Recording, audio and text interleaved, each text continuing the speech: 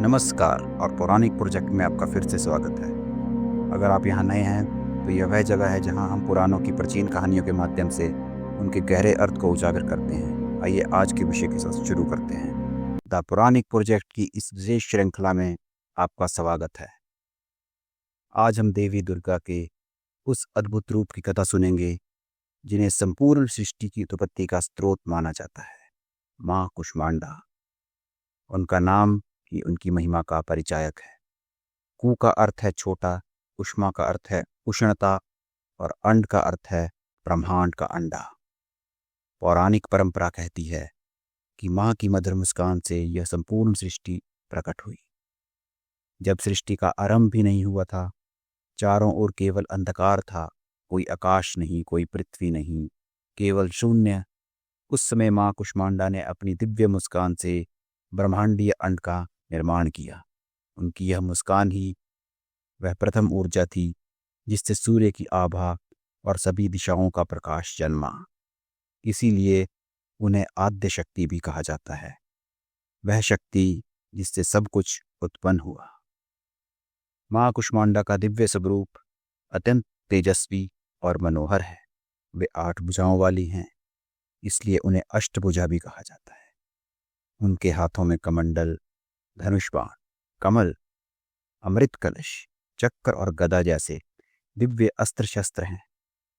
एक हाथ में वे जपमाला धारण करती हैं और दूसरे हाथ से वे आशीर्वाद देती हैं। उनके चारों ओर ब्रह्मांडीय ऊर्जा का अद्भुत प्रकाश मंडल फैला रहता है। उनका वाहन सिंह है जो साहस और शक्ति का प्रतीक है। नवरात्रि के चौथे दिन उनकी पूजा करने से साधक को ऊर्जा, स्वस्थ और सकारात्मक शक्ति प्राप्त होती है। प्रातः स्नान करके स्वच्छ वस्त्र पहनकर कलश स्थापित करें और दीपक जलाएं। माँ को ताजा फूल, विशेष रूप से लाल और नारंगी रंग के फूल चढ़ाना शुभ माना जाता है। उनके प्रिय भोग में मालपुआ या मीठे पदार्थ अर्पित किए जाते हैं। साधक ओम देवी कुष्मांडाय नमः मंत्र का कम से कम 108 बार जप करें। यह जप साधक के भीतर नई सृजनात्मक शक्ति और उत्साह का संचार करता है। माँ कुष्मांडा का आशीर्वाद जीवन में नई शुरुआत करने की प्रेरणा देता है। वे हमें सिखाती हैं कि सृजन शक्ति केवल ब्रह्मांड का ही नहीं, हमारे जीवन की भी आधारशिला है। हर नया विचार, हर नई योजना, हर नई उम्मीद माँ की इसी सृजनात्मक ऊर्जा का रूप है। जब हम अपने भीतर की रचनात्मकता को पहचानते हैं तो हम अंधकार को दूर कर उजाले का निर्माण करते हैं। उनकी उपासना से साधक के मन में सकारात्मकता और आत्मविश्वास जागृत होता है।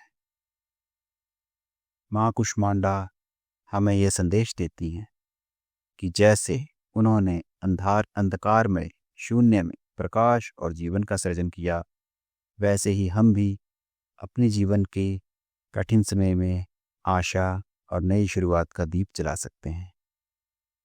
नवरात्रि का यह चौथा दिन हमें याद दिलाता है कि हर साधक के भीतर एक सृजनकर्ता छिपा है। माँ कुष्मांडा की कृपा से हम अपनी सृजनात्मक शक्तियों को पहचानते हैं और संसार में प्रेम, प्रकाश और नई संभावनाओं का प्रसार करते हैं।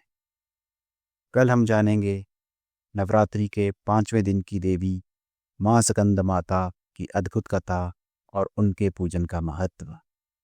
तब तक के लिए द पौराणिक प्रोजेक्ट को लाइक, शेयर और सब्सक्राइब करना न भूलें और कमेंट में लिखें जय माता दी।